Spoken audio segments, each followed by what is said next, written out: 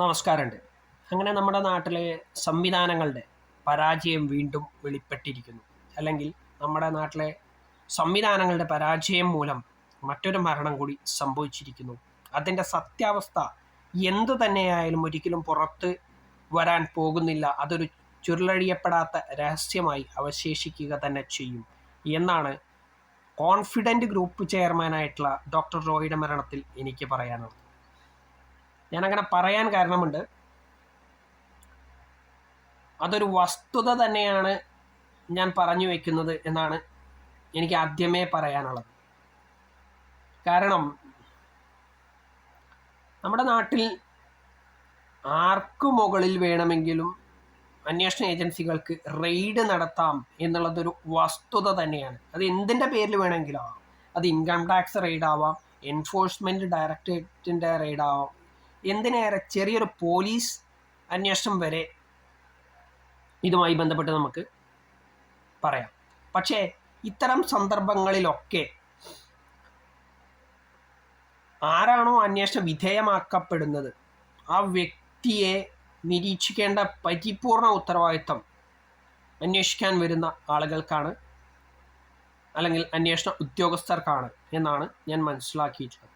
എന്ന് മാത്രമല്ല, അന്വേഷണ വിധേയനായിട്ടുള്ള വ്യക്തി എന്തൊരു കാര്യം ചെയ്യുമ്പോഴും അന്വേഷണ ഉദ്യോഗസ്ഥരുടെ സാന്നിധ്യം വേണം എന്നാണ് വസ്തുത. അപ്പോൾ എന്തുകൊണ്ട് ഡോക്ടർ റോയുടെ മരണസമയത്ത് ഈ ഉദ്യോഗസ്ഥർ അടുത്തു ഉണ്ടായിരുന്നില്ല എന്ന് മാത്രമല്ല, ഒരു റെയ്ഡ് നടത്തപ്പെടുമ്പോൾ അല്ലെങ്കിൽ റെയ്ഡ് നടക്കുമ്പോൾ ആരാണോ റെയ്ഡിന് വിധേയമാകേണ്ടത് അല്ലെങ്കിൽ വിധേയമാകുന്നത് ആ വ്യക്തിക്ക് കയ്യകലത്തിൽ ഒരായുധവും ലഭിക്കാൻ പാടില്ല എന്നുള്ള കാര്യം എന്തുകൊണ്ട് ഇവിടെ ലംഘിക്കപ്പെട്ടു ഡോക്ടർ റോയുടെ മരണത്തിൽ? അന്വേഷണ ഉദ്യോഗസ്ഥരാണ് ഇതിന് മറുപടി പറയേണ്ടത്. എന്തായാലും നമ്മുടെ നാട്ടിലെ സിസ്റ്റത്തിൻ്റെ പരാജയം തന്നെയാണ് ഡോക്ടർ റോയുടെ മരണം.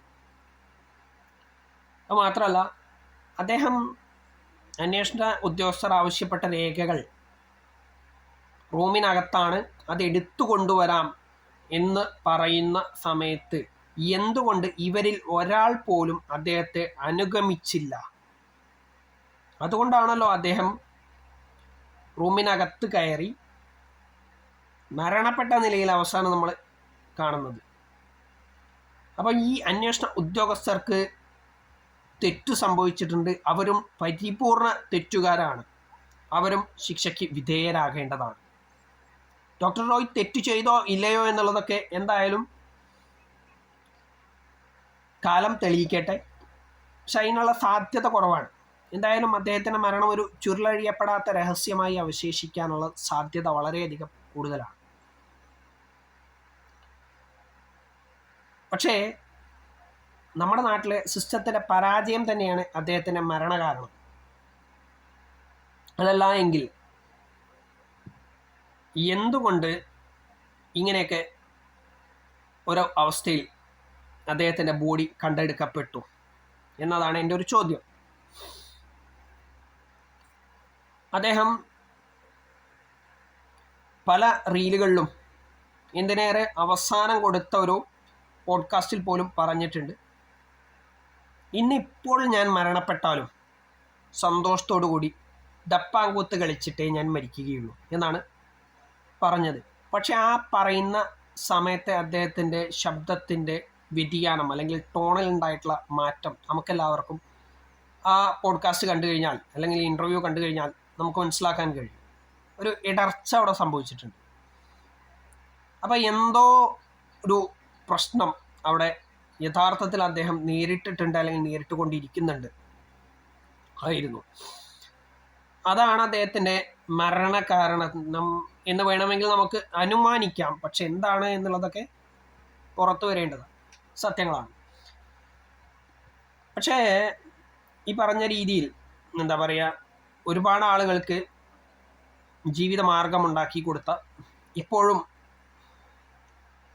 സഹായം എത്തിക്കുന്ന ഒരു വ്യക്തിയാണ് അദ്ദേഹം. അദ്ദേഹത്തിൻ്റെ ഒരു മരണം ഒരിക്കലും ഇങ്ങനെ ആയി പോകരുതായിരുന്നു എന്ന് മാത്രമല്ല, അദ്ദേഹത്തിൻ്റെ ഈ മരണത്തിൻ്റെ പിന്നിലെ രഹസ്യങ്ങൾ എന്താണ് എന്നുള്ളത് കാലം തെളിയിക്കാനുള്ളൊരു സാധ്യത വളരെ ചുരുക്കം തന്നെയാണ്. കാരണം നമ്മുടെ നാട്ടിലെ നിയമവ്യവസ്ഥയുടെ പരാജയമാണ്. നിയമം നടപ്പിലാക്കാൻ വരുന്നവർ തന്നെ നീതിമാന്മാരാകണമെന്നുള്ള നിർബന്ധമില്ലാത്ത കാലത്തിലൂടെയാണ് നമ്മളിപ്പോൾ സഞ്ചരിച്ചു കൊണ്ടിരിക്കുന്നത്. അതായത് വേണമെങ്കിൽ നമുക്ക് പറയാം കുറുന്തോട്ടിക്കും വാദം എന്നുള്ളൊരു അവസ്ഥ വേണമെങ്കിൽ ഇതിനെ ഉപമിച്ചു കൊണ്ടുപോകാൻ നമുക്ക് വേണമെങ്കിൽ പറയാം. പക്ഷെ എന്തായാലും റെയ്ഡ് എന്ന പേരിൽ നമ്മുടെ നാട്ടിൽ ഇപ്പോൾ നടന്നുകൊണ്ടിരിക്കുന്നത് വീടിൻ്റെ അകത്ത് കടന്ന് കയറിക്കൊണ്ട് പുറം ലോകവുമായിട്ടുള്ള എല്ലാ ബന്ധങ്ങളെയും വിച്ഛേദിച്ചുകൊണ്ട് എന്തിനേറെ മാനസികമായിട്ട് തകർക്കുന്ന ചോദ്യങ്ങൾ ചോദിച്ചുകൊണ്ടടക്കമാണ് ഇത്തരം റെയ്ഡുകൾ നമ്മുടെ നാട്ടിൽ നടക്കുന്നത് കുറച്ചു കാലങ്ങളായിട്ട്. പുറം ലോകവുമായിട്ടൊരു ആശയവിനിമയം പോലും നടത്താനുള്ള സംവിധാനമില്ലാത്ത അവസ്ഥയിലേക്ക് എത്തിച്ചുകൊണ്ടാണ് റെയ്ഡുകൾ പലപ്പോഴും നടത്തുന്നത് എന്നുള്ളത് തീർത്തും തെറ്റായിട്ടുള്ളൊരു നടപടിയാണ് എന്നാണ് എൻ്റെ ഒരു നിരീക്ഷണം. അപ്പോൾ പറയും തെറ്റ് ചെയ്തവർക്ക് ഭയപ്പെടേണ്ടതുള്ളൂ എന്നുള്ളതൊക്കെ പറയും. പക്ഷെ തെറ്റ് ചെയ്യാത്തവരെ എന്താ പറയുക കുത്തി ചോദിച്ചുകൊണ്ട് അവരെ ഭീഷണിപ്പെടുത്തിക്കൊണ്ട് നടത്തുന്ന റെയ്ഡുകളാണ്. അതിനു വേണ്ടിയിട്ട് എന്ത് വേണമെങ്കിലും ചെയ്യാനുള്ള അധികാരം അവർക്ക് ഏൽപ്പിച്ചു കൊടുത്തിട്ടുണ്ട് എന്നാണ് ഒരു നിരീക്ഷണം. അപ്പോൾ ഇത്തരം റെയ്ഡുകളാണ് പൊതുവേ നമ്മുടെ നാട്ടിൽ കണ്ടുവരുന്നത്. അല്ലെങ്കിൽ ശരിക്കും റെയ്ഡുകൾ എന്ന് പറഞ്ഞു കഴിഞ്ഞാൽ ഞാൻ മനസ്സിലാക്കിയിട്ടുള്ളൂ അത്തരത്തിലാണ് നടക്കാറുള്ളത്. പക്ഷെ ഇങ്ങനെ ഉള്ളൊരവസ്ഥയിൽ എങ്ങനെ ഇദ്ദേഹത്തിന് സ്വന്തം ആയുധം കയ്യകലത്തിൽ കിട്ടിയെന്ന് പറയേണ്ടത് അന്വേഷണ ഉദ്യോഗസ്ഥരാണ്. കാരണം അവരുടെ തന്നെ അഭിപ്രായമാണ് അദ്ദേഹം സ്വയം വെടിവെച്ചു മരിച്ചു എന്നുള്ളത്. അങ്ങനെയാണെങ്കിൽ ഈ ഉദ്യോഗസ്ഥന്മാർ പാലിക്കേണ്ട ആദ്യത്തെ കാര്യം പോലും ചെയ്തിട്ടില്ല. കാരണം ഒരു റെയ്ഡ് നടത്തുമ്പോൾ കയ്യകലത്തിൽ ആയുധങ്ങളോ ഹാനികരമായിട്ടുള്ള വസ്തുക്കളോ ലഭ്യമാവാൻ അനുവദിക്കരുത് എന്ന് മാത്രമല്ല, അന്വേഷണ വിധേയമാകുന്ന വ്യക്തി എന്തു ചെയ്യുകയാണെങ്കിലും ആ സമയത്ത് അന്വേഷണ ഉദ്യോഗസ്ഥരിൽ ആരുടെയെങ്കിലും സാന്നിധ്യം വേണം എന്നുള്ളതാണ് നമ്മുടെ നാട്ടിലെ വ്യവസ്ഥ പറഞ്ഞു വരുന്നത്. പക്ഷെ അതൊന്നും ഇവിടെ പാലിക്കപ്പെട്ടിട്ടില്ല, സംഭവിച്ചിട്ടില്ല. അതുകൊണ്ട് തന്നെ ഡോക്ടർ റോയിയുടെ മരണത്തിൽ ഈ അന്വേഷണ ഉദ്യോഗസ്ഥർക്കും അല്ലെങ്കിൽ ഈ അന്വേഷണ സംവിധാനങ്ങൾക്കും അതായത് സിസ്റ്റത്തിനും പരിപൂർണമായിട്ടുള്ള ഉത്തരവാദിത്തമുണ്ട്, അല്ല ബാധ്യതയുണ്ട്. കാരണം അവർക്കൊന്നു എന്ന് പലരും പറയുന്നതിനെ നമ്മൾ അംഗീകരിക്കേണ്ടി വരും. കാരണം സിസ്റ്റത്തിൻ്റെ പോരായ്മയാണ് ഇദ്ദേഹത്തിൻ്റെ മരണം. ഇദ്ദേഹം നേരായ രീതിയിലാണോ സഞ്ചരിച്ചത് അല്ലയോ എന്നുള്ളതൊക്കെ കാലം തെളിയിക്കേണ്ട സത്യങ്ങളാണ്. അതൊക്കെ ഉണ്ടാവില്ല എന്നുള്ളതൊക്കെ വേറെ കഥയാണ്. കാരണം അദ്ദേഹത്തിനെതിരായിട്ട് പറയുന്ന ആളുകൾ വാദിക്കുന്ന ഒരു കാര്യമാണ്, അദ്ദേഹം മറ്റൊരു രാജ്യത്തിൻ്റെ കോൺസൽ ജനറൽ ആയിരുന്നു. ആ രാജ്യം എന്ന് പറയുന്നത് കുറേയധികം നിഗൂഢതകൾ ഒളിപ്പിച്ചിട്ടുള്ള അല്ലെങ്കിൽ ഒരുപാട് കുറ്റകൃത്യങ്ങൾ നടക്കുന്നൊരു രാജ്യമാണ്. തെറ്റായ മാർഗത്തിലൂടെ സഞ്ചരിക്കുന്ന അല്ലെങ്കിൽ വരുമാന സ്രോതസ്സുള്ള രാജ്യമാണ്. അപ്പോൾ അങ്ങനെയുള്ളൊരു രാജ്യത്തിൻ്റെ കോൺസൽ ജനറൽ പദവിയൊക്കെ അലങ്കരിക്കുക എന്ന് പറയുന്നത് മറ്റെന്തൊക്കെയോ വസ്തുതകളെ മറയ്ക്കാൻ വേണ്ടിയിട്ടാണ് എന്നൊക്കെയാണ് അദ്ദേഹത്തിനെതിരായി വാദിക്കുന്ന ആളുകൾ പറയുന്നത്. എന്തായാലും ഇവിടെ ഒന്ന് മാത്രം സത്യമാണ്, അദ്ദേഹത്തിൻ്റെ മരണം സംഭവിച്ചു എന്നുള്ളത്. ഈ റെയ്ഡിൻ്റെ പേരിൽ മരണപ്പെടേണ്ട സാഹചര്യമൊന്നും ഇല്ല എന്ന് വേണമെങ്കിൽ നമുക്ക് പറയാം. അതായത് തെറ്റു ചെയ്തിട്ടുണ്ടെങ്കിൽ നിയമം അനുശാസിക്കുന്ന ശിക്ഷയ്ക്ക് വിധേയമാകേണ്ടി വരും. അതല്ലെങ്കിൽ ടാക്സ് വെട്ടിച്ചതാണെങ്കിൽ അതിൻ്റെ പിഴ ഒടുക്കിയാൽ മതി. അതല്ലെങ്കിൽ പല വമ്പന്മാരും ചെയ്ത പോലെ അദ്ദേഹത്തിന് വേണമെങ്കിൽ രാജ്യം വിട്ടു പോകാമായിരുന്നു. അതൊന്നും അദ്ദേഹം ചെയ്തിട്ടില്ല. അദ്ദേഹം മരണത്തിന് കീഴടങ്ങി, അദ്ദേഹം മാന്യനാണ് എന്നൊക്കെ പറയുന്ന ഒരുപാട് ആളുകളുണ്ട്. അപ്പോൾ ഇദ്ദേഹത്തിൻ്റെ ചരിത്രം എടുത്തു നോക്കിക്കഴിഞ്ഞാൽ ചിലർ പറയുന്നുണ്ട് ഇദ്ദേഹം പറ്റിച്ചിട്ടുണ്ട് പല ആളുകളെയും, അതിലൂടെയാണ് അദ്ദേഹം സമ്പാദ്യം ഉണ്ടാക്കിയത്. എന്ത് തന്നെയായാലും അദ്ദേഹം കുറച്ചധികം ബുദ്ധിമുട്ടിയിട്ടുണ്ട് സമ്പാദ്യം ഉണ്ടാക്കാൻ, ഇത്രയും മികച്ച രീതിയിൽ എത്തിപ്പെടാൻ എന്നുള്ളത് അംഗീകരിച്ചേ പറ്റുള്ളൂ.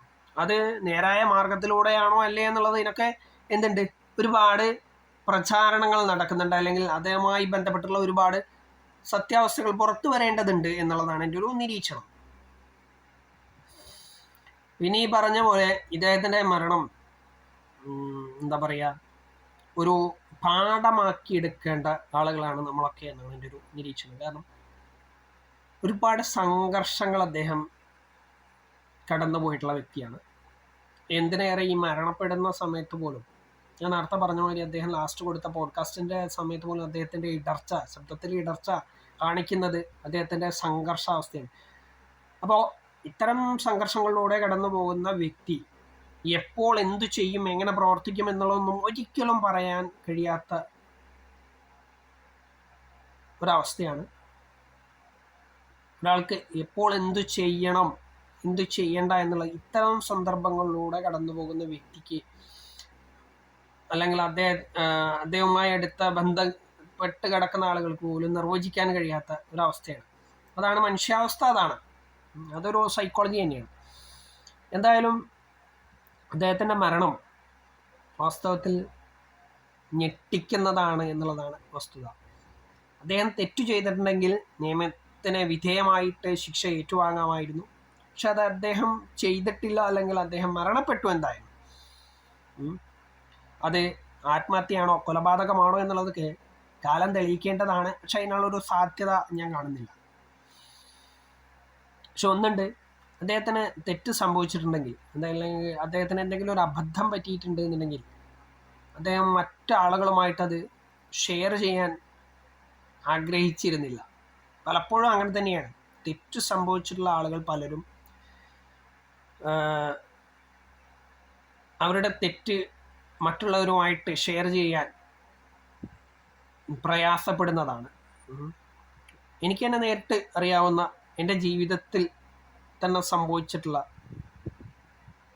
പല കാര്യങ്ങളുമുണ്ട്.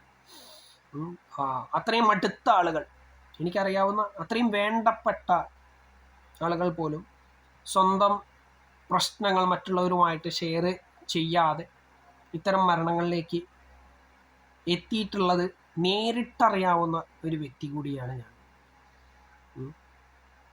അപ്പോൾ അതിൻ്റെയൊക്കെ അന്വേഷണങ്ങൾ ഇപ്പോഴും നടന്നുകൊണ്ടിരിക്കുന്നു. പക്ഷെ അതിൻ്റെ ഒന്നും വാസ്തവമൊന്നും വെളിപ്പെടാൻ പോകുന്നില്ല എന്നുള്ളത് എൻ്റെ ജീവിതത്തിൻ്റെ അനുഭവത്തിലാണ് ഞാൻ ഈ ഡോക്ടർ റോയുടെ മരണത്തെക്കുറിച്ച് ആദ്യമേ പറഞ്ഞത്.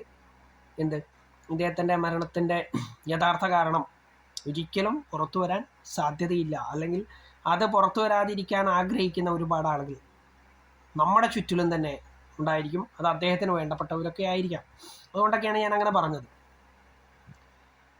കാരണം എന്താ വെച്ചാൽ അതാണ് നമ്മുടെ സിസ്റ്റം, അങ്ങനെയാണ്. എന്തായാലും അദ്ദേഹത്തിന് എന്തെങ്കിലും പ്രയാസമുണ്ടായിട്ടുള്ളതായിട്ട് അദ്ദേഹത്തിൻ്റെ പരിചയക്കാർക്കോ അടുപ്പക്കാർക്കോ കുടുംബക്കാർക്കോ പോലും അറിയില്ല. അത് അദ്ദേഹം പറഞ്ഞിട്ടില്ലായിരിക്കാം. നമുക്കറിയാം, അതായത് ഒരു സൈക്കോളജി പ്രകാരം പറയുകയാണെന്നുണ്ടെങ്കിൽ സ്വന്തം മണ്ടത്തരം പുറത്തു പറയാൻ ഒരാളും തയ്യാറാവില്ല. അത് പുറത്തറിഞ്ഞു കഴിഞ്ഞാലുള്ള മാനഹാനിയെ ഭയന്നിട്ട് ആത്മഹത്യ ചെയ്യാറുണ്ട്, ഇല്ല എന്നും പറയുന്നില്ല. അത്തരത്തിലുള്ള ആത്മഹത്യയാണോ ഇത് എന്നുള്ളതൊക്കെ അന്വേഷിച്ചാൽ മാത്രമേ കണ്ടെത്താൻ കഴിയുള്ളൂ. അത് കൃത്യമായൊരു അന്വേഷണം നടക്കണം. അത് നമ്മുടെ നാട്ടിൽ ഒരിക്കലും സംഭവിക്കാൻ പോകുന്നില്ല. ഇനി അതല്ല, കൊലപാതകമാണെങ്കിൽ അതെന്തുകൊണ്ട്, ആര്, എങ്ങനെ, എന്തിന്, അതും അന്വേഷിക്കണം. പക്ഷെ ഒന്നും ഉണ്ടാവാൻ പോകുന്നില്ല. സത്യത്തിൽ ഇദ്ദേഹത്തിൻ്റെ മരണം ഒരു എന്താ പറയുക, സിസ്റ്റത്തിൻ്റെ പരാജയം തന്നെയാണ്. കാരണം ഒരുപാട് ആളുകൾക്ക് ജോലിയും ആശ്രയമായിട്ടുള്ള ഒരു വ്യക്തി ഒരിക്കലും ഇങ്ങനെ ഒരു മരണം സംഭവിക്കാൻ പാടില്ലാത്തതായിരുന്നു എന്ന് മാത്രമേ ഇദ്ദേഹത്തിൻ്റെ മരണത്തിൽ എനിക്ക് പറയാനുള്ളൂ. ഇതുമായി ബന്ധപ്പെട്ടുള്ള മറ്റൊരു കാര്യം കൂടി പറയാനുള്ളത്, നമ്മുടെ രാജ്യത്തുള്ള രാഷ്ട്രീയക്കാർ അല്ലെങ്കിൽ അടുപ്പക്കാരുടെയൊക്കെ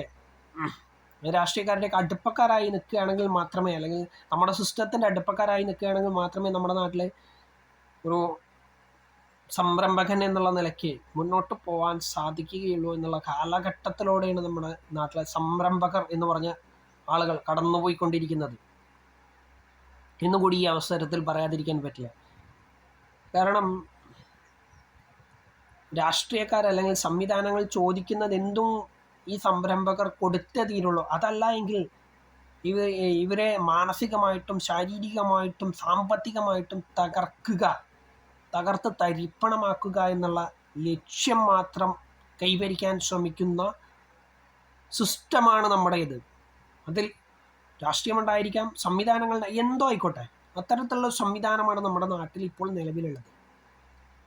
അതിൻ്റെ ഒരു ബലിയാടായി റോയ് മാറിയിട്ടുണ്ടോ എന്നുള്ളതും ഒക്കെ അന്വേഷിച്ചാൽ മാത്രമേ കണ്ടെത്താൻ സാധിക്കുകയുള്ളൂ. അതായത് എത്രത്തോളം ഞാൻ നേരത്തെ പറഞ്ഞ പോലെ സിസ്റ്റത്തിനകത്ത് നിൽക്കുന്ന റെയ്ഡ് പറഞ്ഞ സംവിധാനം അല്ലെങ്കിൽ റെയ്ഡ് പറഞ്ഞ ഒരു പ്രക്രിയ മൂലമാണോ ഇദ്ദേഹത്തിൻ്റെ മരണം ഉണ്ടായിട്ടുള്ളത്? അതിൽ നിന്നും വന്നിട്ടുള്ള സംഘർഷം മാനസിക സംഘർഷമാണോ? അതല്ലെങ്കിൽ ഇദ്ദേഹത്തെ മുൻനിർത്തി കളിച്ച ആളുകൾ വേറെ ആരെങ്കിലും ഉണ്ടോ? ഇദ്ദേഹം പിടിക്കപ്പെട്ട് കഴിഞ്ഞാൽ, ഇദ്ദേഹത്തിൻ്റെ മറ്റെന്തെങ്കിലും പ്രശ്നങ്ങൾ പുറത്തറിഞ്ഞു കഴിഞ്ഞാൽ പിടിക്കപ്പെടുന്നത് തങ്ങൾ കൂടിയാണെന്ന് ഭയപ്പെടുന്ന ആളുകളാണോ? അവരാണോ കൊലപാതകം? ഇതൊക്കെ അന്വേഷിച്ച് കഴിഞ്ഞാൽ മാത്രമേ കണ്ടെത്താൻ കഴിയുള്ളൂ. പക്ഷെ അതൊന്നും എൻ്റെ അഭിപ്രായത്തിൽ പുറത്തു വരാൻ പോകുന്നില്ല. ഇദ്ദേഹത്തിൻ്റെ മരണം ഒരു ചുരുളഴിയാത്ത രഹസ്യമായി അവശേഷിക്കാനുള്ള സാധ്യത വളരെയധികം കൂടുതലാണ് എന്നാണ് എൻ്റെ ഒരു നിരീക്ഷണം. കാരണം ഇദ്ദേഹത്തിൻ്റെ ജീവിതത്തിൽ അദ്ദേഹം പറഞ്ഞു നടന്നിരുന്ന ഒരു കാര്യം സീറോ ഡെപ്റ്റ് കമ്പനിയാണ് അല്ലെങ്കിൽ സംവിധാനമാണ് അദ്ദേഹത്തിൻ്റെ കോൺഫിഡൻറ്റ് ഗ്രൂപ്പ് എന്ന് പറഞ്ഞ സാധനം തന്നെ.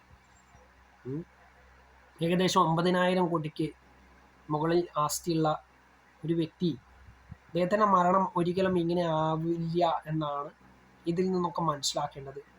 ഒന്നല്ലെങ്കിൽ ആത്മഹത്യ അല്ലെങ്കിൽ കൊലപാതകം. ആത്മഹത്യയാണെങ്കിൽ അദ്ദേഹം എന്തെങ്കിലും തെറ്റ് ചെയ്തിട്ടുണ്ടായിരിക്കാം, അതല്ലെങ്കിൽ അദ്ദേഹം അനുഭവിച്ച മാനസിക സംഘർഷങ്ങളായിരിക്കാം. ഒരു മനുഷ്യൻ എപ്പോൾ എന്തു ചെയ്യുമെന്നുള്ളത് ഒരിക്കലും പ്രവചിക്കാൻ കഴിയാത്തൊരു കാര്യം തന്നെയാണ്. അത് മനുഷ്യൻ്റെ സൈക്കോളജിയാണ്. അതുകൊണ്ടാണ് ഞാൻ ആ കാര്യങ്ങളൊക്കെ ആദ്യമേ പറഞ്ഞത്.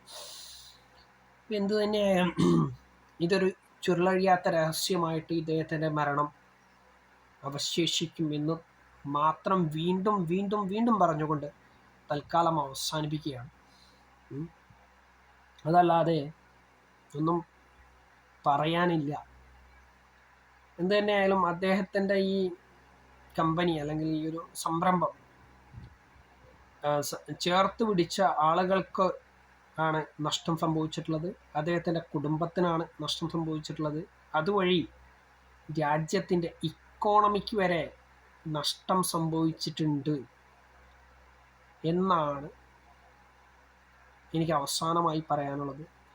നഷ്ടം അദ്ദേഹത്തിൻ്റെ കുടുംബത്തിനും അദ്ദേഹത്തിൻ്റെ അടുപ്പക്കാർക്കും മാത്രമൊന്നുമല്ല, നമ്മുടെ ഇക്കോണമിക്ക് കൂടി സംഭവിച്ചിട്ടുണ്ട് അദ്ദേഹത്തിൻ്റെ മരണം മൂലം എന്ന് മാത്രം അവസാനമായി പറയുന്നു. എന്തായാലും ഒരിക്കലും ഇങ്ങനെയൊരു മരണം ഡോക്ടർ റോയിക്ക് ഉണ്ടാകാൻ പാടില്ലായിരുന്നു എന്ന് മാത്രം പറയുന്നു. ഇതുവരെ ഞാൻ പറഞ്ഞ കാര്യങ്ങളൊക്കെ കേട്ടിരുന്ന നിങ്ങൾക്കെല്ലാവർക്കും നന്ദിയുണ്ട് എന്ന് മാത്രമല്ല, ഞാൻ പറഞ്ഞത് ശരിയോ തെറ്റോ എന്നുള്ളതൊക്കെ നിങ്ങളൊക്കെ തന്നെ ഒന്ന് ആലോചിക്കുക. മറ്റൊരാൾക്കും ഇങ്ങനെ ഉണ്ടാകരുത് എന്നുകൂടി പറയാൻ ആഗ്രഹിക്കുകയാണ്.